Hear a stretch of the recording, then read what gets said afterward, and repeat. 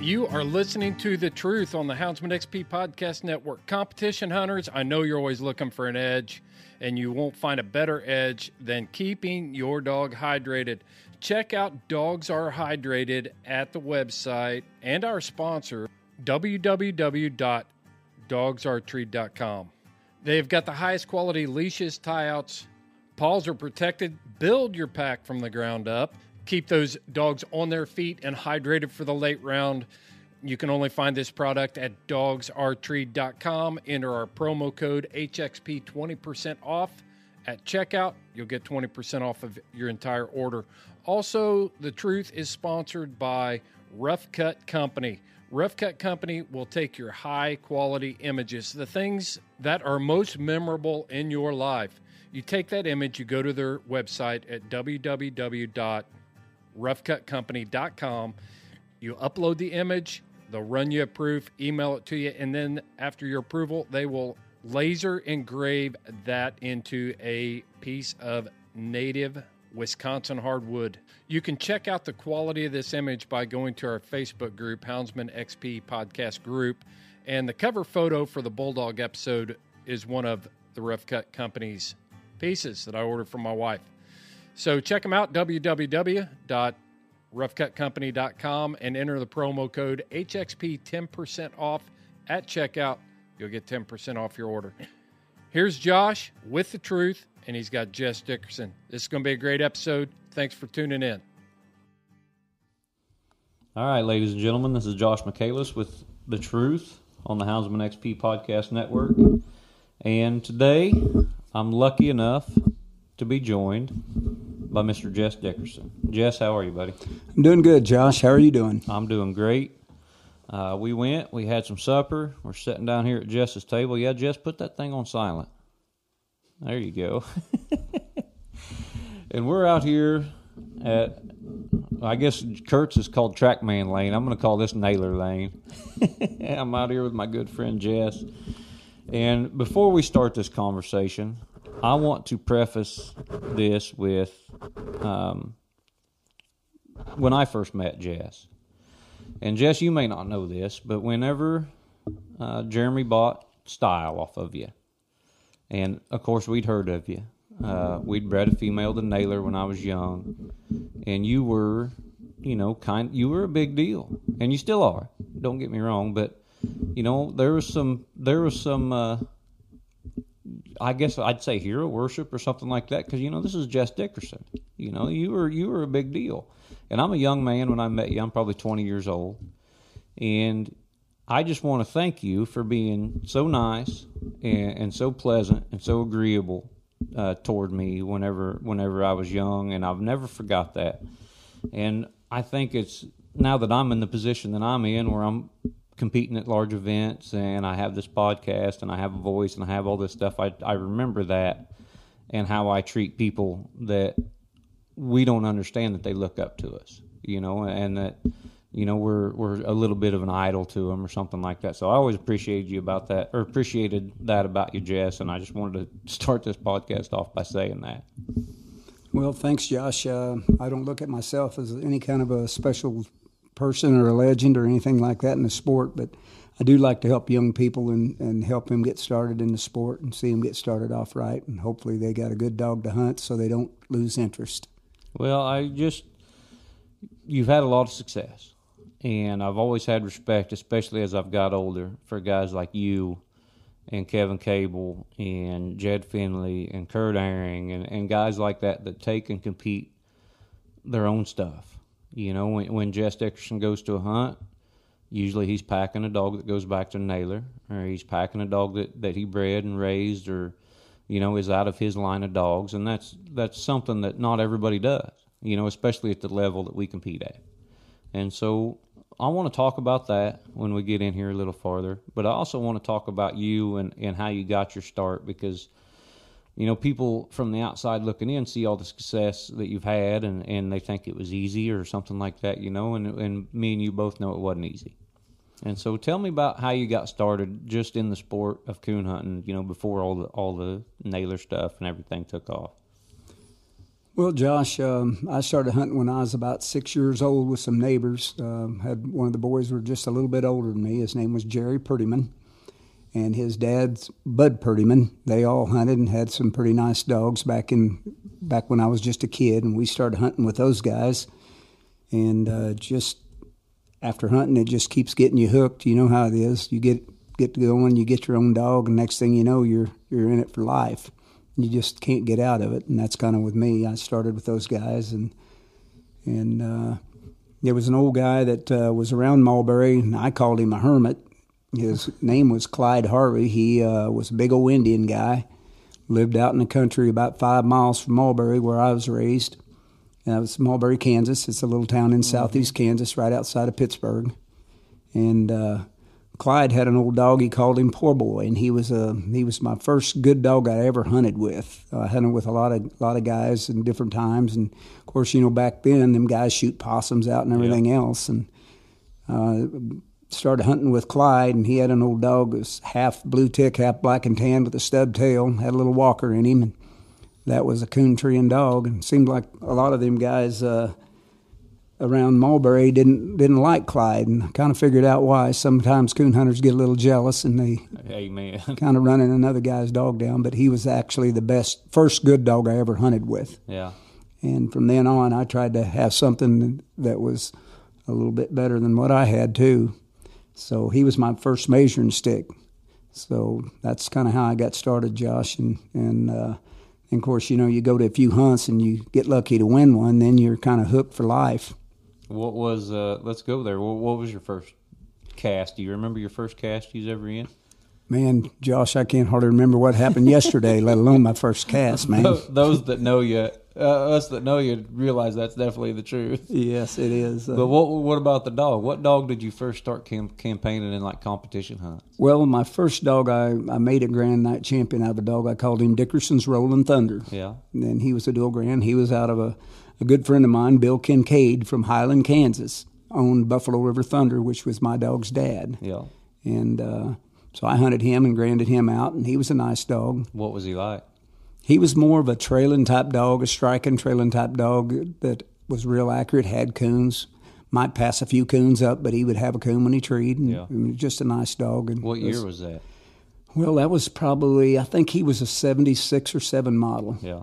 So he was probably 2 or 3 whenever you started putting him in the hunt. So late 70s, about 2 years old. Yep. And what were the hunts like back then? I mean, it was mostly UKC back then, or did you hunt PKC?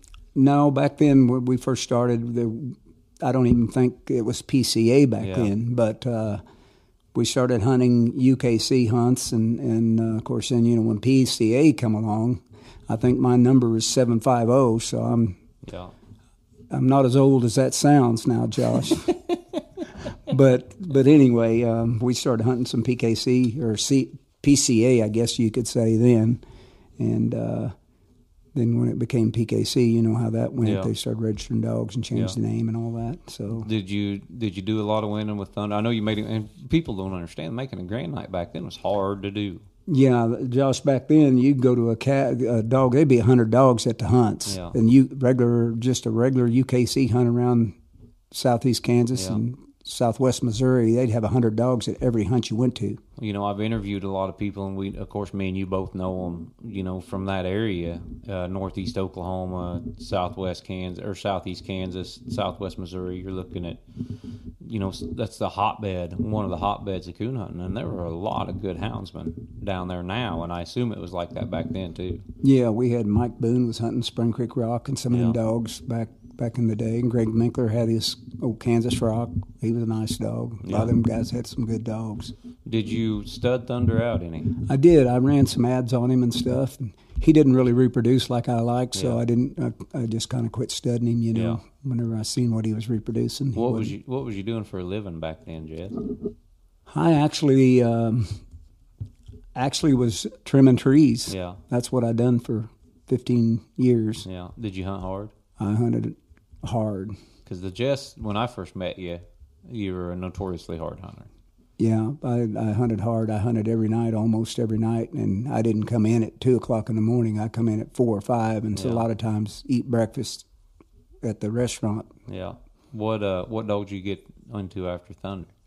Well, after Thunder, I'd kind of just hunted a lot and not really. When we started hunting PKC, it got me sparked a little bit more, and so when I come up with Naylor, of course I had Lassie that I got from a guy named Richard Buckle. Lockdown Lassie. Lockdown Lassie was Naylor's mother, and I talked to several different guys, and I talked to some guys, and this was some of the Yak and Tar Rattler and dogs like that was getting kind of hot, and I bred Lassie to Tar Rattler when Larry Schultz had him up by Minneapolis. Yeah. And then we had 7 pups out of that litter, and there was 2 males and 5 females. And Naylor was quite a bit better looking than the other male in the cast. I mean, in the litter. And so I kept him and ended up selling the other dog, and then we ended up buying a female back out of that litter. Her name was Julie. Mm-hmm. And we granded her out. Of course, I granded Naylor out. And we also granded the brother out that one of the boys had bought from us. And Russ Meyer ended up buying that dog back. Was a litter mate to Naylor, and they called him Myers Dinger. Yeah. And he was granded. And so we just was hunting those dogs in quite a few of the hunts back then. And with Naylor, so you raised him as a baby puppy. Yeah, I raised him. He lived with you from the time he was born until the time he passed, I assume. Yes. What did you see? Because, I mean, and we get a lot of big game guys and stuff like that listen to this out west. So for those that aren't familiar, Nocturnal Naylor was one of the premier, and still is one of the marquee stud dogs to ever grace the Treeing Walker breed. How many pups did Naylor have? I think he had like 3,800 and some pups. So he had nearly 4,000 pups. He threw some of the greatest winners and some of the greatest reproducers as well, and it's a line of dogs that I still hunt to this day too. But what did you see? I mean, this is, you talk about dogs that impact the Walker breed, and you're talking Sackett Jr., Lipper, Rat Attack, Naylor. I think those are all right there in that same category as far as dogs that threw so many pups and that were so adamantly great in the stud pen that they just were a big impact, and Naylor was one of those dogs. But what people don't realize is times have changed. Stud dogs back then were, I think you may agree with me or disagree, but were probably a bigger deal back then than they are now. Dogs, the fact that we may not see another dog that has as many pups on the ground as Naylor does is very likely. And so to have something like that, people see it from the outside looking in, and we've all got dogs. Everybody's hunted dogs that go back to Naylor. But what did you see out of him when he was a baby that made you think, I really got my hands on something special this time? Well, if you ever saw Naylor in person, he was a really rich, deep, red-headed dog that had he had a lot of size to him. Naylor was a big dog, but he was built like a little dog. Yeah.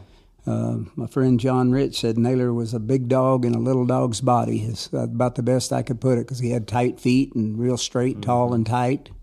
And, of course, he had the looks, big, broad head and straight legs. And, when Naylor always did say, of course, I don't really say a whole lot about dogs and volume and stuff, but Naylor was the loudest hound I've ever heard bark treed to this day. That's saying something, just because I've hunted with some of the dogs that you've hunted and owned and been around, and they were loud. Yeah. Skipper was loud, and a Little X is loud. I mean, these were loud dogs. A lot of these dogs were loud, and I tell you, I've said this before to many people. Naylor was the loudest dog I've ever heard in my life, but I'd rather hear Skipper running tree a coon as about any dog I've ever heard in my life, because I know, Josh, you've hunted with him, but when Skipper was young, he would make you think he's eating a tree down when he's treed by himself, and people thought he was rough. But he just come on a tree like, and probably the best track mouth to this day I've ever heard on a dog, period. But Naylor was a louder tree dog? Naylor was louder. How old was Naylor when he first started running and treeing and having coons? Well, I lived in Oklahoma when I actually I lived in Collinsville, Oklahoma when I started. Well, when I had Naylor, and he was about 10 months old when I started hunting him. And we had moved from Collinsville back toward Pittsburgh, Kansas. I live in Minden Mines, Missouri, right across the line. And the third night we hunted Naylor, he was always gone with the dogs or just gone hunting and hadn't been at any of the trees or anything. The third night How old was he? He was about 10 and a half months. Yeah. And we were walking, me and a friend of mine that was hunting with me was walking to a tree, and all of a sudden we heard a dog about a quarter mile to the right of the rest of the dogs come treed. And the guy with me said, Jesus Christ, what the H-E-L-L is that? Yeah. And I told him, well, I've heard that dog bark in the pen. That'd be that pup. Yeah. And he was treed hard and loud, and I don't think you could have pulled him off that tree, the first tree he ever made. And never showed him a cage coon or nothing before this. Yeah. He treed by himself first time he ever treed. So he was just an absolute natural. Yeah. Is what you're saying.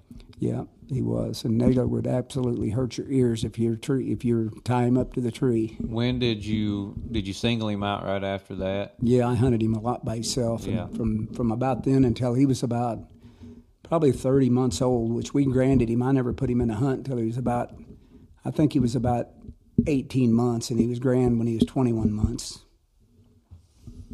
So at 21 months old, he's a grand, and I mean that's something from back then. Yeah, that was hard to do, even for a 4 or 5 year old dog to make grand. Well, I can tell you the last cast we put him in to finish him to a grand night, there was 5 casted night champions there, and Naylor treed on the other side of the Neosho River, was hunting Altoona, Kansas, or someplace over there, and he treed on the other side of the Neosho River about 11 o'clock that night. He'd already treed 3 coons, and I waited there, give the scorecard to a guy. I won the cast. I think I had like 575, something like that, and he was treed on the other side of the river. I waited till daylight the next morning and swam to him and got him off the tree. Still there. Oh, yeah. Yeah. Naylor treed as long as any dog could ever treed. When did you start raising pups out of Naylor? Was it after you made him a grand night? Did you breed him any before that? I mean, he wasn't even 2 years old when he made grand night. No, I never bred him then. But Naylor had some bad luck getting hit by a car when he was 30 months old. I'd been hunting him every night up till that point on a lot of hours, and he got hit by a car one night when we were hunting, and it broke a bone in his hip and fractured a bone in his leg. Yeah. So that was about 30 months old, and by the time he got healed up from that, people were breeding to him so much I really couldn't get him back out and hardly hunt him like I needed to or wanted to. What was the first litter? What was the first Naylor pup you hunted? Do you remember? Josh, I can tell you the truth, I don't remember the very first one I started hunting, but I knew that when we bred him that people were all getting, pretty excited about the pups that he was getting. Yeah. And see, that was before social media. That was before even text messaging and all that stuff, to where say I breed a dog to a trader dog or one of my dogs or something like that. I know exactly what them pups are doing immediately, because them guys are sending me texts. They're putting pictures on Facebook and videos on Facebook and stuff like that. You guys didn't have all that, but you had enough word of mouth to know that Naylor was reproducing pretty well. Yeah, it's kind of funny how word travels. Like I said, Naylor was so loud, and when he had a locate, you could tree him on one bark. I mean, and you'd handle him off of that tree. Yeah. And didn't matter what the other dogs was doing. We're going to take a quick commercial break here, Jess, and then we're going to start diving into the the Naylor pups, because there were so many that were so special. And I want to start talking about some of the ones that I know and some of the ones that you owned and that Jeremy owned and some of that stuff too. So what was the first just dynamite Naylor pup that you remember or got your hands on or got to hunt with? Well, Josh, that's an interesting story. The dog that comes to mind for me was a dog, I called him Nocturnal Bozo Judge. And there's a guy that a lot of the guys knew in the dog world, John Otto from Ohio. He's a real good friend of Chuck Smearsel, Billy Cordy, and that group, Dwayne Kurz, and all them guys that had Stylish Whitey, which was Stylish Clover. They called him Whitey. Yeah. John and Chuck wanted me to come up. We had Walker Days at it was in Mansfield, Ohio, I think it was Ashland, Ohio. and they wanted to hunt with Naylor, so we came up there, and I'm getting kind of off the story here with John, but they wanted to hunt with Naylor. Well, we left home. We bred a female when we left home. We stopped in Columbia, Missouri, and bred another female. We bred one right outside of Indianapolis, and we got to John and Chuck's place about 3 a.m, and they wanted to see him go, so we turned him and Julie loose, and it was late at night. Anyway, Naylor treated a couple coons, as I remember, and Julie made a entry on one deal, and Naylor went on past him and had a coon on the outside. And the next day, John Otto asked me that night he asked me if I would sell Naylor, and I told him no. And he said, well, I know where there's a really nice pup out of Naylor that he said I've been hunting with. And he said, I just wanted to tell you about him because I think that you ought to own him. So I ended up getting hold of some guys up there, and guy's name was Price that had the dog, and he had a guy named Alan Canfield from Ohio. Some of you guys may know them guys, but they're older fellas. I don't know if they're still with us or not, but I actually got on an airplane and flew out there where the dog was at after talking to those guys. They priced him to me. And we went out there, and when I got out there, it rained for 3 nights in a row. So we hunted the dog in a driving rainstorm, and he treated a bunch of coons. And there was actually blue tick days at Mount Gilead, Ohio, I believe it was. And on Friday night, I told them we hunted Thursday night, and the dog treated several coons. And I told them boys I'd like to go to that hunt down there and take him and see him in a cast. And I forget what I scored, but I was the high-scoring dog that night with this dog. And so we bought and paid for the dog, and I flew back home that night. And I got home Saturday in time to take him to a UKC hunt right here by the house, and I won in first place with him at that hunt. So he was a pretty special young dog. Like I said, his name, we called him Judge. Yeah. And we had several other dogs coming along, so there was a boy from Nebraska, and I didn't know this guy, and he wanted to buy this dog, and I priced him to him. He came down and hunted with him. We hunted 3 nights, and the first night we hunted was like 8 degrees above zero. It was cold, moonlight, and he treed 2 or 3 coons that night. The next night it got about 21, and he treed 8 single coons. The guy bought him and took him home and never to be heard from again. He was already branded then. Yeah. And John Rich helped us brand that dog, and at one time I think the dog would have been the youngest grand night ever. But John, the judge in the cast that night, got stuck, and John stayed out to help him, and they were late for the deadline. Really? Yeah, he was. Yep. And so he had to get another win, and then he wasn't the youngest grand night ever at that point. When did you get the skipper and tipper litter? What year was that? Well, they were April 94 models, and I tell you how they'd come along. There was a guy, a friend of mine, we got to be good friends after he bred, and he was from Illinois. His name was Larry Weiss. Yeah. And his brother still hunts, and his name is Steve. And Steve actually came out to the Tournament of Champions the last year when I was out there, and his brother had passed, so that we had a good meeting there. So that was some fond memories on a sad note. But back on Skipper and Tipper, Larry bred a female called Freckles. Yep. And that litter come out, and every one of them was pretty nice pups. Skipper and Tipper was in that first litter. Jerry Paul Boone had a dog called Echo. It was branded that was out of the second litter. But so actually a guy named Brad Honeycutt had Skipper as a puppy. And Brad lived in Lead Hill, Arkansas. And Brad was a good coon hunter, hunted every night.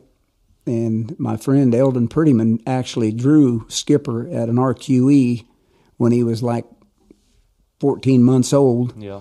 And he told me that there's a dog out of Naylor that I need to buy. So we went hunting with Brad and ended up later on buying Skipper. What I want to get back, of course, I got an affinity Skipper since Jeremy owned him, and I'm still hunting dogs that go back to Skipper and Naylor too, of course, and I want to get back to him and spend some time on it too. But one of my other favorite dogs was his littermate sister Tipper, and I didn't get to hunt with her a lot, maybe half a dozen times. I know I got to spectate with Rusty Jones when he was hunting her out at Walker Days a few nights, and I got to pleasure hunt with you a few nights with her and stuff. But she was, we talk about wild dogs, Jess, and there's been a lot of them. There's been probate and dogs like that are just, they're crazy and they're wild and they're deep. But I've always said that Tipper just took it to a different level. And I mean, tell me about her growing up. Was she different, growing up as a pup, or was she different when you guys got a hold of her that you could automatically see? Or was it just something that come along later in life, how she hunted? Well, I'm going to go back, Josh, and tell you about her mother, Freckles. Freckles wasn't a big hunting dog, and stuff. But when we come up with that litter of dogs, that Tipper is, like you said, she would be the standard of a wild hunting dog. Yeah. I've never seen anything that hunted like her. Because Jed likes to brag about how deep Trader got and how Shock was way through the world, and we all like it. Venus is through the country and Spice Girls. But Tipper was on another level about how crazy she was. Yeah. I mean, she was just, so like I said, I'll let you get back to it. But I mean, I want to make sure and explain to people that there are wild dogs and then there's Tipper. That is true, Josh. A lot of times, sometimes you just hated her. Yeah. Other nights you loved her. But I tell you, Skipper or Tipper, she could tree other dogs. She could tree coons when other dogs couldn't tree a coon. When it was 10 below zero and it snowed 4 foot, and somebody said you need to tree a coon tonight, that's the dog I would have took in those bad nights, because you'd find her treed somewhere and she'd have a coon. It might be 1 mile, it might be 5, it might be 10, but she would be treed and have a coon. What was she like as a baby pup? Well, I knew I had a dog, and this is the way I've described Tipper. To me, she was a hair away from an idiot and a hair away from the best thing I've ever seen in my life. That's a good description of her. That is a good description. Yeah. When there was a friend of mine, Toby Pryor, young guy back in the day, and hunted a lot. And Toby was a good hunter when he was hunting. Toby went with me, and I'm going to back up one more time. Go ahead. We had a chance to buy Freckles after the first litter, and it was so good I had to buy her. And Larry priced her to me, and then he backed out on me kind of on the deal.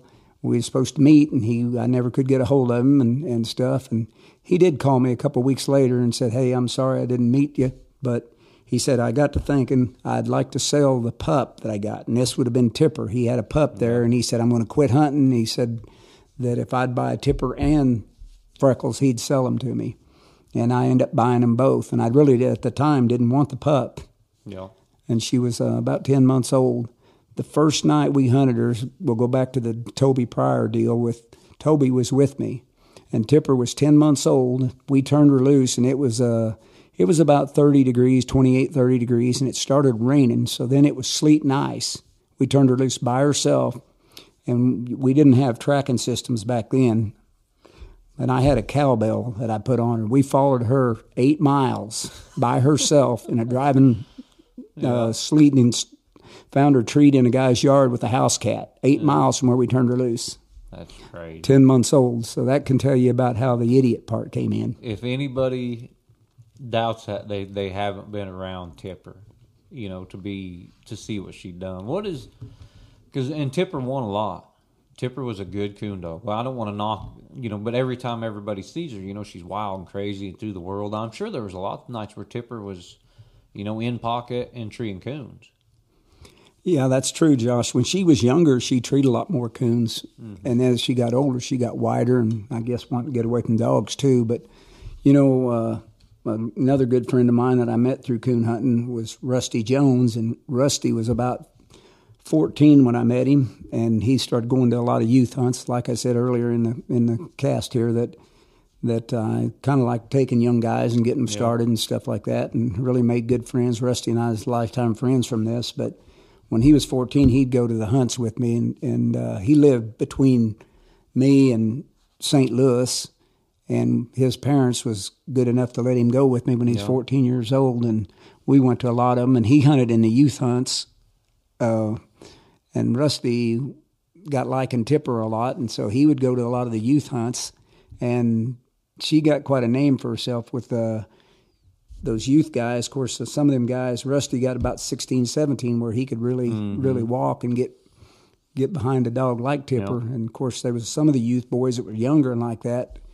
And every time we'd show up to a hunt, those youth guys would say, I hope I don't draw a Tipper, And, boy, when they did, it was like, oh, man, we drew Tipper. Some of them with withdrawal and stuff like that. I remember whenever I first seen Tipper go. Now, Rusty's, I think he's 3 years younger than I am. So I was 19, he was 16, I think. And I was out at Walker Days with Jeremy, and I'd hunted one night on Thursday, I think, and a Friday and Saturday I just went with Rusty and with Tipper. And this one poor kid was probably 9 or 10, and he had hunted with Tipper every night. He drew her all 3 nights. And that last night he was so mad. And he was hunting a pretty good dog too, and that dog would get out there and get... Of course, Tipper was a good strike dog, so she'd get that 100, and that dog would be 50 or 75, and he'd float over here left-handed, and he'd tree a coon, and Tipper would be forever and through the world, and Rusty'd tree her, and she'd be 200 on that coon, and a lot of times that dog would be leash-locked, and that kid just couldn't beat her. We got to that last tree. She treed 2 or 3 coons that night. She looked pretty good, but she was forever on her last one. I don't know how far she was, and you could hear Tipper for a long ways, too. And so that kid was walking, and he wasn't very old, 9, 10, 11 years old, probably the same age as my boy, and he just looked at me and goes, I hate that dog. Because I hope I never see that dog again.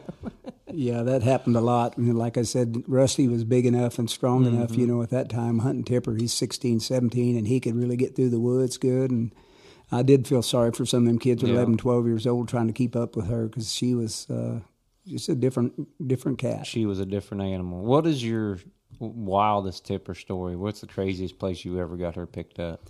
Well, there's several of them, but if you was on a cast and she heard the guide say you don't want to be over there, she actually, I think she heard him and knew what he said because that's where she'd go.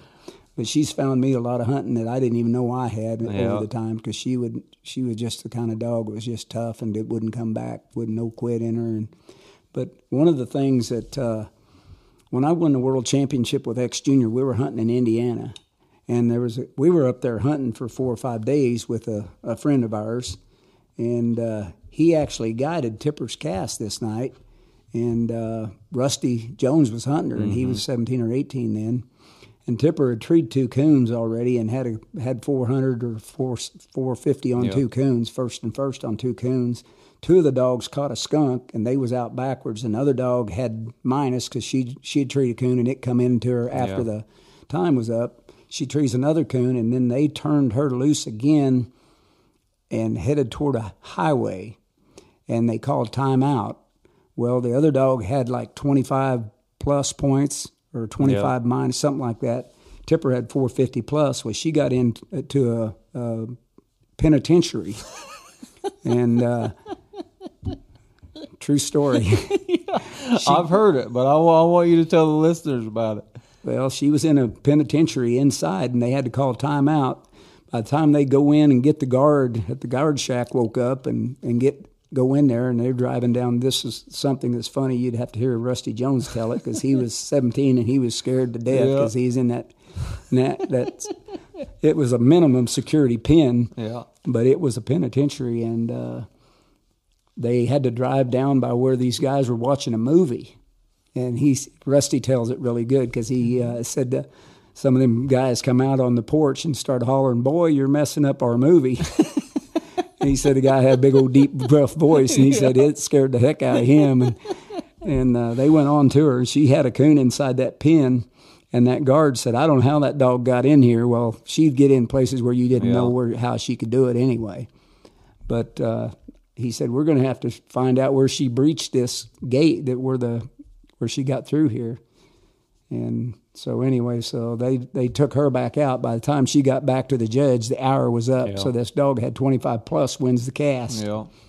What about, didn't she swim the Ohio one time? She did. Yeah, tell us about that. Well, Rick Stretch was on a cast with us, and I think Rick thought she got killed on 60 Highway there. And Cliff Day was a guy that I got to know pretty good, hunting and hunts a lot, and Cliff was a pretty good guide and judge. And Cliff always had a boat there. He lived right there by Smithland. And him and his guy guiding, you know how they would pair you up with, it's two buddies, one to guide, one to judge. But Cliff had the boat, and he said they'd take the boat out in the Mississippi. That's where the Ohio and Mississippi come together there, and it's about a mile wide. Well, he said that they would take the boat out on the island and hunt. There's islands out in that river, and I didn't know that, but there is. And he said they'd go out on the island and hunt a cast. And he said, I'd never seen a dog swim off the island, let alone once swim on the island. Well, I told Cliff we was hunting along the Cumberland River, and it's a pretty big river, and it goes into the Mississippi right there too. Yeah. And I told Cliff, I said, well, we're going to probably, Tipper will be swimming in that Cumberland River. He said, I ain't never seen a dog swim the Cumberland River. And I said, well, you probably will tonight. She'd treed 2 coons on this side of the river before but the third time we turned her loose, we didn't hear her anymore. And she had enough points to win the cast already, but we could not hear her again. We got back to the truck, and we had the old beep beep. Yep. TRX 1000. Yep. And so it showed her across the river, like showing her she's treed over there on the river. And that guy said, well, she can't be over there. She'd have to swim that river to be over there. Well, Tipper swam half a mile out in that river and was treed on one of them islands out there. And we took the boat out and got her. That's crazy. We took the gun, and I probably shouldn't say this, but we shot it out. I would too. I wouldn't want to tree that coon again anyway. Yeah. But I know the guy, Cliff had already went back in and told his buddy to get the boat, and so we got the boat and went out there and got her. But it was one of them movies, if you've seen in some of them old movies way back when, I've seen them where it's real foggy, you can't hardly see anything on the water. It was just like that. Yeah. And there was a barge that passed us as we was going through there, kidding. So we was watching, there was a barge that went by on the other side of the where she was treed on that island. Yeah. And that guy was telling me, he said, you watch that bank, we're just going to go slow. But he said, that bank's going to just come up on you quick. And it did. It about threw me out of the boat. We hit the bank about the time I saw it. But I know when people talk about dogs getting them in some strange places, and I've told those 2 stories just from what I've heard from you. Of course, I wasn't there. But I'd seen Tipper go enough to know that her wildness was on another level.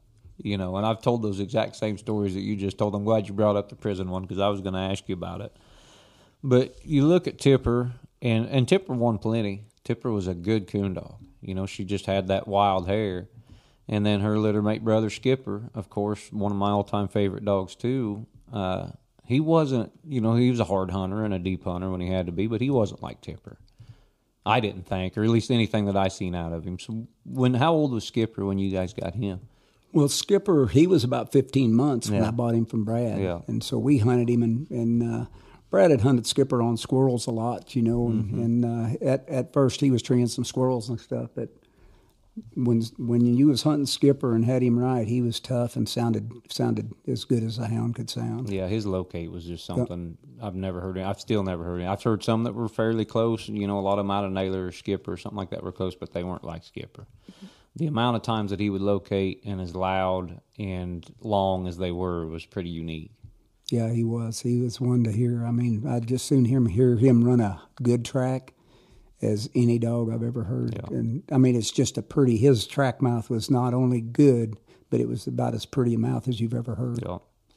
And so you went from Naylor, and you're hunting pups out of Naylor, Skipper, Tipper, and some others. And then you get into X Junior. Now, when X and Mabel, and we want to talk about Mabel too, of course. When X Junior and Mabel come along, that was right after my brother had got Skipper off you and Russ. And we had just started hunting him and breeding him to some females and things like that whenever Mabel and X Junior just went off on winning hunts. So it was good for Jeremy too, of course. But so you're 3 generations and now away from Naylor with X Junior and Mabel. What did you see? Tell me the story about. Let's start with Mabel first. What did you see out of her? When did you get her? And all that stuff. Well, they were two generations. Skipper was out of Naylor, and then they was out of him. So they were two generations.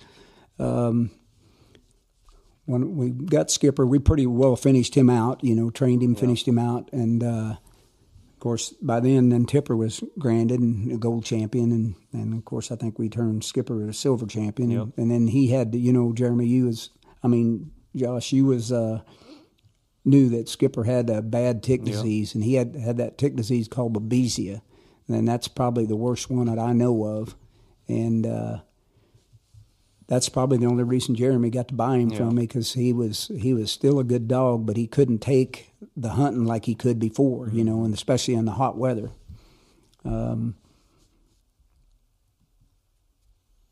Whenever you sold Skipper, X was how old? X and Mabel were how old? Well, they were just probably, when I sold him, they were probably about 2 years old. Yeah, so they were still pretty 2 young or 3 dogs. years old. Yeah, but I hadn't even bought either one of them yet. Yeah. And so they might have been even older than that. They might have been after I bought them, but that I sold Skipper. But we had another female off in Naylor, not to change the subject, but before we move on to Skipper and Tipper, or X Junior and Mabel, I had a female that I had called High Dollar Lady. Yep. And she was, she looked like a male dog. She was big, had a big old head. Everybody thought she was a male dog. Mm-hmm. She was loud and really a coon treeing dog. And she's a gold champion in Grand Night, too. We finished her out. Yeah, I forgot all about her. I'm glad you brought her up. Yeah, she was a good one, too. I remember that dog. Yeah. When you're talking, so you made Tipper was a gold champion, Skipper was a silver champion, Lady was a gold champion. So you guys are really big into the PKC hunting at that time too. Yeah, we were hunting a lot more PKC at that time than we were UKC. Yeah, and see, it's a gold champion now, and don't get me wrong, it's hard to make a dog a gold champion now. It is, but a gold champion back then was very hard to make. Yeah, there wasn't no hunts that paid $10,000 to win them. You had to win a lot of cash to win $10,000. Tell me about Lady. Let's touch on Lady a little bit. What was she like as far as hunting style and stuff? She was a big hunting dog, a quick striking dog, and a good track driving dog. Had a good mouth, and she was loud and a good tree dog, accurate. Did she have that same kind of locate and stuff like that Skipper and all them dogs were known for too? Yeah, she had a good locate. Sounded like a male dog. Most people thought she was a male when they saw her. Did you ever raise any pups out of her? We never did raise any pups out of Lady. Yeah. We were, back then we were more into hunting the dogs, and we when Tipper and Mabel got a little older, we started breeding them a little bit. We only bred two. Mabel twice. Yeah. What'd you breed Mabel to? We bred her to Harry one time and Jet. Yeah. Jet. I remember, you had Jet. How long did you guys have Jet? We had Jet for probably 3 years. Yeah. So I thought you had him for quite a while. Yeah. So you're hunting, how old was Mabel when you got her? Well, Mabel was about 4 when we got her, maybe 4.5. Actually, when we got X Junior, he was close to 4. Yeah. And I'd been hunting with Pat and Jerry Paul Boone. Pat had Mabel, and they was coming over hunting with me probably 4 or 5 nights a week. And I told Russ that I know where the dog is we need to buy if them boys would ever sell her. And I'd been hunting with her quite a bit. So we asked Pat if he'd sell her, and he said he would. He priced her pretty high. We ended up buying her. But at that time, when we bought her, I told Russ that we better buy her because there's a lot of people looking at her. Yeah. There's a lot of people, she was getting a lot of attention. And so, we ended up buying her. And, of course, the rest of the story. We ended up winning the national championship. But what got qualified, we won the state hunt right before the nationals came about. Yeah. How long did you own her? And we've talked about nationals before on this podcast, and I still think Nationals just got over here recently, but I still think PKC Nationals is probably the hardest hunt to win. I mean, every dog that there is a winner. Every cast is like you're in one of these high-end pro classics and stuff. So to win Nationals is a dream that a lot of us have, and you got to do it, and you got to do it with a dog that was 3 generations off your original stud dog, which also had to feel pretty special. So I want to talk about that. Let's talk about your Nationals run with Mabel and how she did and what the casts were like and all that stuff. Well, I can't remember all the casts, I suppose, but I do remember we had. That's how you know you've won too many casts, Dickerson. Well, if I win nationals, I'm going to remember every second of it. Well, I'd like to say that's right, Josh, but now I can't hardly remember what happened yesterday. Yeah. But I do remember one particular cast that I had the dog that won in nationals the year before in the cast. That would be Sackett's Rock. Yeah. And good guy owned him from down south, and we had a good cast, good hunt, and I know Mabel took this track through the country and treated this coon at the end, and that pretty well sealed the deal for me. And I think I was ahead a little bit anyway, but that was the coon that really drove the nail into the coffin. I know in your final cast, you had some good dogs in your final cast. Hardwood Henry was in that cast, and a couple others that were big winners. Hardwood Henry was a good dog.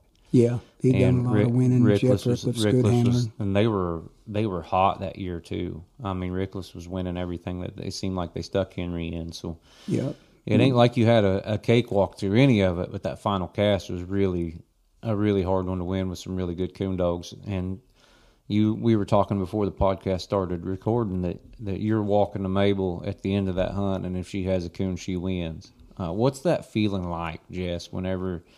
because I think I'm going to be a nervous wreck and probably about to puke if I ever get into that situation. But what were you thinking walking into that last tree?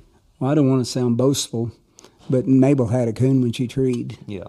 As much as anything. But I had a good feeling going to that tree. And she was up not a huge tree, but it was a bushy mulberry tree. Mm-hmm. And that coon was walking around in the top of that tree, and our judge was having a little bit of a hard time finding that coon, but all the handlers that was there had already seen it. And anyway, yeah, he finally seen it. And so I knew then we won it. Barry Kitty was in the cast, had Ruby. Yes, that's right. And right. Ruby was treed. Actually, I'm back up here. Roger Dale had a dog in the cast, and I don't remember exactly the dog's name. Actually, I still got the scorecard in front of me right here. Floyd was the dog's name. Yeah, the Floyd dog. Yeah. And Barry and I had a tree that we had. It was a circle tree, and we come off that tree, and we had our dogs on the lead, and Floyd was. They kept putting the stationary on Floyd, so we couldn't walk to cut our dogs or anything. We had to stay there, and the hunt was getting down toward the end, probably less than 15, 20 minutes, and Floyd would tree a little bit and shut up, so we'd take the stationary off and put it back on. This one particular time, he'd shut up long enough that they took it off of him, and I asked him if we could walk out into a clearing. There was a little clearing out there, and we were in big, heavy woods there. So we walked out in that hearing, and I could hear Mabel about as far as you could hear a dog treed to the left, and Ruby, Barry Kitty's female, was treated about as far as you could hear to the right. And I tree Mabel, so we're going to have to go score her first. And if I got a coon, it doesn't matter if Barry's got a coon or not. And Barry said he had a coon. I'm sure he did. Yeah. But that's what won the cast. That's got to be a good feeling walking in there, especially. And you said she had a coon, and you can tell anybody who's hunted very much. You can tell when your dog's got a coon most of the time anyway, or if they're doing something right. And you were pretty confident going in there, but that still had to be a good feeling. Seeing that coon and scoring that coon. Oh, yeah. It's always because, a dog can tree a den tree and the other dog have a coon, and it could have been the other way. So you won nationals, and you're hunting Mabel, and you had X, and you were hunting X and Mabel at the same time. And I believe it was the same year that you won the UKC World Hunt with X, wasn't it? No, Josh, we won the World Hunt with X the year before. It was 2001 when we won the World with him, and then the following spring, I guess, we won the Nationals. Let's talk, because I know you told me when we was eating supper tonight you'd never heard any of my podcasts. So no. But I've talked about X. I was on another podcast, actually, Coon Hunting University, and I talked about X, and I put him in one of my top 3 favorite dogs to hunt with. And because he was so talented, and the track talent and the bells and whistles that X had and the looks, and, he was kind of the entire package. But I want to talk about X Jr. for a little bit and what made X so special to you guys. And, of course, before the World Hunt and all that stuff, what made you see X and know you wanted? Because he had a kind of strange story about how he got started and all that stuff, too. Yeah, X Jr., Eldon Prettyman and I had some dogs. Hey, before we do that, and I've asked you this before, I know, but who was the original X? What was X named after? Well, X Junior was named after a race car down here at Fort Scott, Kansas. That was winning a lot of. The boy was from Fort Scott that had a race car, a circle track car, and he called it X Junior. Well, Eldon Prettyman lived right there close to him, so he named this dog X Junior, and they actually had a nickname for him. They called him Jazz. Really? I did not know he had a nickname. Yeah, but I knew why he got named. Yeah. But what'd you see out of X when you first started hunting with him? Well, when Eldon ended up buying him back, Troy Hardy and Jesse Greer raised him. Had a female out of Sackett Jr. that they bred to Naylor, or to Skipper, I mean. And Eldon calls me one time and says, "Hey, I've got a young dog here. I want you to see him go." And so I met him. We were a couple hours apart, and I met him about halfway. And I had a pretty good old dog called Gunslinger. Some of you guys may have known him. But Gun was just a good, solid coon dog. And I met Eldon down the road, and we turned that X Junior was about 11 months old, and we turned him and Gunslinger loose together. And X was a real striking dog, like some of these dogs that's out of him are. And he strikes his track in there about 100 yards, and Gunslinger don't open for a while, and he seems to be moving this track pretty good. And I'm thinking that at the time, he's just barking behind that old dog. And they go in there, and pretty soon Gunslinger starts opening, and they trail on in there about a quarter and tree. They treat about the same time and go in there, and then we got a coon. So we went to another place, did the same thing, and X got in there about the same 100 yards, started opening, and that dog pretty soon, Gun started opening with him, and they went on and treated another coon. So I told Eldon, we're going to turn this pup loose by himself. I'm starting to scratch my head now a little bit. I'm thinking this pup might be striking an actual coon, and it takes the guy a few times to hunt with a dog like that to realize what they're doing for sure. Well, we turned him loose again by himself, and he goes in there about the same, 150, 200 yards, strikes a track, trails it around there about a half a quarter, and comes treed and got a coon. And so I seen some pretty special things out of that dog when he was just young.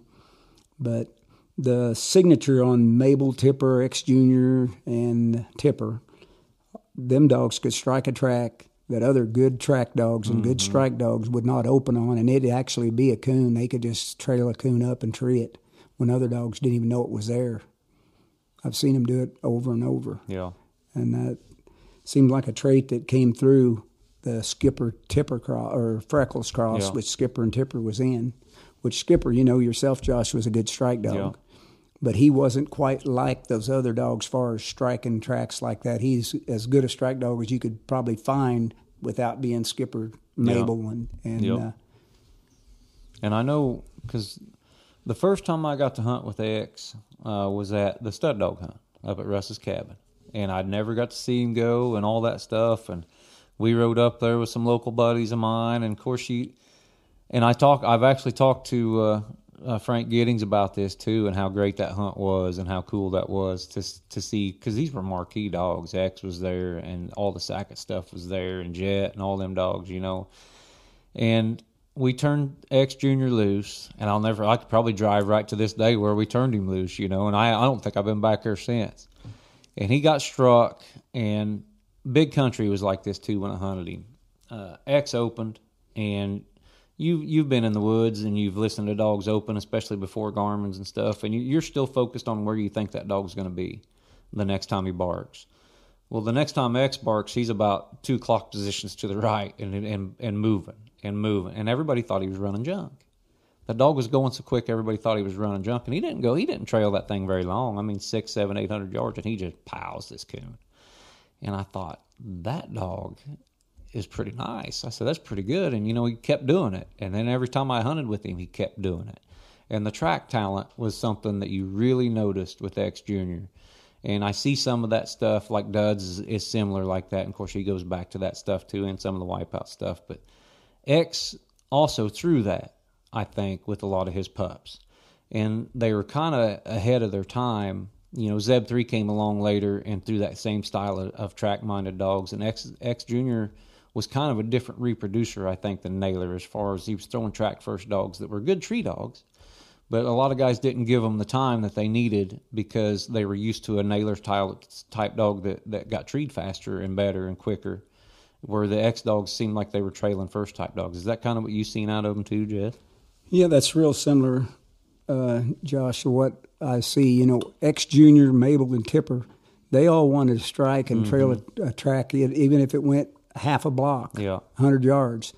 Naylor treated a lot of coons without ever opening on the ground, but he was a dog that, and go back to him, Naylor was the kind of dog a lot of guys would say, "But that dog don't open on the ground sometimes." Yeah. Well, if Naylor smelled a coon in the air, he'd go straight to a tree and didn't have to bark on the ground. Mabel and the other dogs, Tipper and them, Skipper was similar to Naylor in that respect. Skipper treated a lot of coons that she didn't open on, but was still an open mouth dog, and Naylor was also. But Naylor didn't. The way I described Naylor versus the other dogs, Naylor was a tree dog that would trail. X Junior and Tipper and them dogs were track dogs that would tree. And but Naylor was equally as good about what he did as X Junior was equally as good on the ground and stuff. Naylor was probably the best layup dog I ever seen ever cut loose. Yeah, and I know, and there's nothing wrong with either style. You look at, we've hunted a lot of really good dogs that would lay coons up and that weren't looking for a track. And those dogs are easier to start. They're tree-minded dogs, and it seemed like X Junior was a good reproducer, and there's still dogs everywhere that go back to X Junior. And of course, you've still got some in your kennel, and you look at, Darty's ex-con dog is double X Junior and stuff like that. But it seemed like if X would have come, I would just say he's kind of before his time.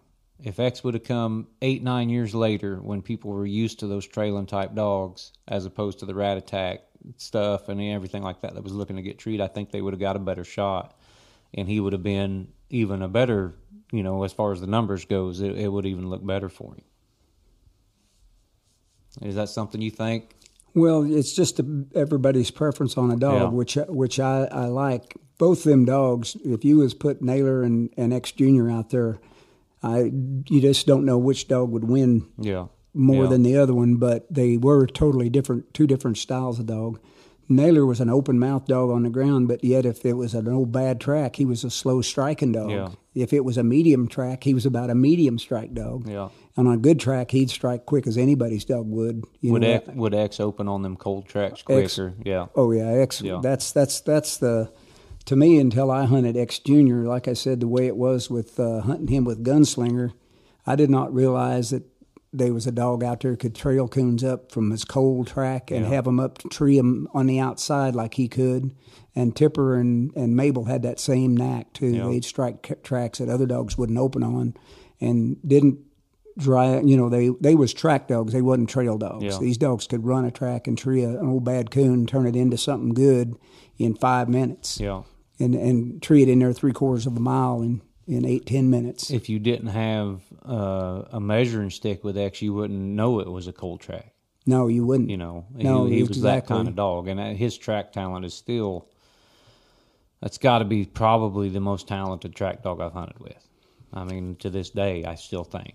Yeah. Well, I tell you, Josh, I know. Of course, I had Skipper, Tipper, Mabel, and X Junior, and all pretty much at the same time. Yeah.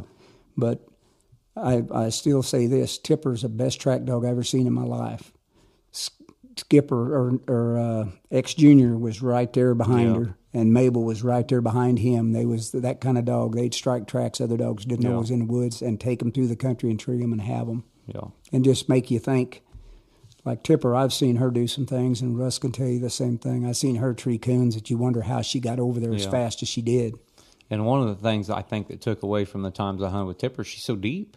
Oh, yeah. I didn't get to hear the whole race like I did with X a lot of times because Tipper would be in there a mile. Yeah. And we're standing on a hill, and all of a sudden you can hear Tipper treed way through there, and so you didn't get to hear everything. Of course, I didn't get to hunt with her near as much as you and Rusty did and stuff, Well, I'll tell you about a hunt. John Rich was telling me John hunted Tipper in the World Hunt and the Super Stakes one year out there when she was just 2. Mm-hmm. And she was still treeing a little bit, treeing a possum once in a while for me, and she had just turned 2 years old. And John was hunting her, and he treated her one night in a cast, which this has happened more than once. turn the dogs loose in a 2-hour cast and tree tipper and walk the whole 2 hours to her. Yeah. That's happened more than once with her. And this particular hunt, they was hunting over around Cadiz, Kentucky, and I don't remember the guide, but I know there was a guy named Cleve Ferguson. A lot of guys used to know Cleve. He was a good hunter in Texas, and Cleve was getting a little older, and he was in the cast with John Rich. And they was hunting tipper, and I don't know what other dogs they had in the cast, but I think a guy named Keith Dice from Texas was judging this cast. And John said they could hear tipper. These dogs made some trees, couple trees, and they come up out of the bottoms. They could hear tipper treed in there, and it sounded like she was forever. But like you said, Josh, and John Rich said the same thing. Of course, he never did hunt with Naylor, but you could hear tipper treed as far as about any dog. And Naylor was the same way. Had that high pitch. You could hear him for miles. Yeah. And John had treed tipper, didn't know how far she was, but he knew she's a long ways. And it took them, they walked the whole cast out, and them guys had to rest 3 or 4 or 5 times on the way to her. And they get down in them bottoms, and them guys would start wanting to put the 2 on her. And John told them, anytime you want to put the 2 on her on top, that's fine. But when we get down in the bottom where you can't hear her, we're not doing that. Yeah. John said they walked till the hunt was over, and she had a coon, won the cast. And the guide told him that he did not know where the heck they were at. But he saw a house light over there not too far, so they walked up this house, knocked on the guy's door, and the guy gave him a ride back to the truck. And he said it took him 30 minutes to get back to the truck. I don't doubt it. Another good story I can tell you. This is not bragging on Tipper, but we went to Texas and the 5,000, and we got her in a couple nights down there. And the third night, we was hunting with some good dogs, and she'd put on a pretty good show, and she had the dogs beat. Everybody withdrew, and I had like 375, and I thought, boy, we got 8 minutes left to hunt. I thought this hunt could go. I may need an extra coon. So we turned her loose with 8 minutes to go in the hunt, and she made a funny bark, like a tree bark, but she was trailing. Then she went to trailing, and she was running something I'd never heard her run like that before, and she'd never been exposed to the wild hogs that they have in Texas. But she went crazy on those things, and she loved them after that night. Fact is, you might have heard this too, Josh, but it took we couldn't catch her that whole night. And the next day, about 4 o'clock, we caught her just in time to enter her again in the hunt for the next night. It was 4 o'clock in the afternoon when we found her. And about 20 of us went out there, and only way to catch Tipper if she wasn't treed was to get around her, and we all surrounded her and just started closing in on her like you would a coyote hunt. And we caught her. So I kind of wish we wouldn't have, because she did that same thing the next night, ran hogs the next night. And so then I was going to a hunt in Alabama, somewhere way south Alabama. Yeah. And, it was actually in Mississippi where they had a lot of hogs. Mm-hmm. And we was hunting her that next week or two down there, and she got after a hog. And we was in a real good place to tree a lot of coons and score good. And, in fact, a dog, I think it was one of Roger Dale's dogs, that Deep South Sally. Yeah. She'd gotten the Final Four in this cast. Tipper never made a tree. She ran hogs the whole time. We had a guy in the cast that had a red-boned dog, and he rode with me. And when Tipper was running hogs, and the hunt was over, they was going back. And I told this guy I begged him to ride with one of them other guys, and he said, "I'm not going to leave you out here." And I said, "Man, you don't know what kind of dog I've got out here. You better go back." And he wouldn't go back with them. And we walked, and I've never walked as long in a cast or ever. Yeah. Out coon hunting as I did this night. We were, the guide told us if we walked straight north, we'd hit the road the truck's on. Then all we'd have to do is turn left. Well, he forgot to tell us that road turned and went north. So we was further east when that road turned and went north. So we was walking and missed the road. Yeah.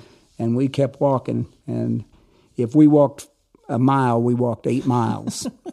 I had blisters on the top of my feet, on the bottom of my feet. And it was daylight when we got, and we still didn't have Tipper. She was still behind us running. We were just trying to find the truck now. And it's starting to rain, and it was just getting daylight. And this guy, we started walking up this road, and it was about the time we crest this hill, there was a barn there. And he said, "I'm going to go lay down in this barn." And so he did. And he said, "But if you see a light, if you walk on top of that hill and you see a light, you holler at me, So I did, and we see there was a light over there, a house light. So I hollered at him, and he went up to the door and knocked on the guy's door. Well, the guy loaded us up in his truck. He never said anything about being mad about us being there or not, but he took us straight to a little town to the jail. That's where he took us. He didn't take us back to the truck. Nuh-uh. Yes. He took us to the jailhouse, and there was two officers there, and they must have had some experience with this guy, but he wasn't the actual landowner. He was actually just a hired hand. Yeah. And he was wanting to press charges on us, and those guys said they'll take care of it, and they pretty much ran him off. And then I got in with one of the guys, one of the officers, and the guy with the red dog, he got in a car with the other one because we didn't know where the truck was at. So we went one way and they went the other, and we found the truck. And that's another hunt where we didn't get Tipper until the next night in time to enter. But we did it again, and she I don't remember exactly what she did the next night, but I do know that we caught her about 4 o'clock in the afternoon that evening. We had several of them out there helping catch her. But she went hog wild, I guess you might say. I'm glad you told these stories, Jess, because every time everybody starts talking about, man, this dog's crazy and this dog's wild, I said, no, I don't think you understand how she was crazy. She was. She was crazy, but a good coon dog. She, like I said, a hair away from an idiot and a hair away from the best thing. She could trail coons up and tree them through the roughest stuff, and you'd scratch your head and wonder how she got over there that quick through the stuff she could go through. But to kind of talk about that and to finish us up, Jess, I just finished up a couple weeks ago the podcast with Ryan Croson aired. And he used to hunt some dogs for you, and he got started competition hunting some dogs for you, and he mentioned that in the podcast, and he had some glowing things to say about Tipper. And you know, Ryan's a female guy. Tipper's kind of Ryan's style as far as what he liked in a dog. And he told me that when you talk to Jess, he's going to tell you what his favorite dog is, and he goes, if it ain't Tipper, he's lying. So this is how we're going to finish it up, Jess. You've owned some of the greatest dogs that have ever hunted. You really have. And you've been around some of the best dogs to ever compete. What is your favorite that you've ever turned loose? Man, Josh, that's a pretty tough question. I mean, I loved X Junior. I loved Mabel. I loved Naylor. I mean, he was Naylor would make a tree extra, sometimes, but he'd just tree more coons than any dog I've ever been around. He would just tree more coons than anything that I'd ever hunted him with. But I guess to say my very favorite dog, because I'm a guy that likes a strike type dog, and X Junior was probably my favorite, and Mabel right behind, and Tipper right there with them. Them three dogs, and Naylor was probably about in line with that as the fourth. Well, Jess, I really appreciate you sitting down with me, and I appreciate all the hospitality and the friendship you've given me over the years. Like I said, we're still hunting dogs that go back to your stuff to this day, and I think down the road my son's going to be doing the same thing, and hopefully his kids too. So we appreciate everything you've done for the sport. We appreciate you, like I said, you sitting down here with us and telling us about it, and I really want to sit down. We'll do this again sometime, because there's a lot. We're kind of up against the time crunch here, but there's a lot I'd still like to talk to you about, and we'll have to do this again sometime. Yep, sounds good, Josh. We just scratched the surface a little bit. That's right, but we did. It's been enjoyable, and thank you for putting things together for us. All right. This is Josh Michaelis with the Houndsman XP Podcast, and you're listening to The Truth. And once again, thank you to Jess Dickerson for the hospitality and the courtesy. And we hope you guys enjoy. And like I said, we'll do it again with Jess, and we'll go from there. It was a great time. It was a great podcast, and I think we're gonna take a lot from it. So, Jess, like I said, thanks again. We'll do it again, and thanks for listening.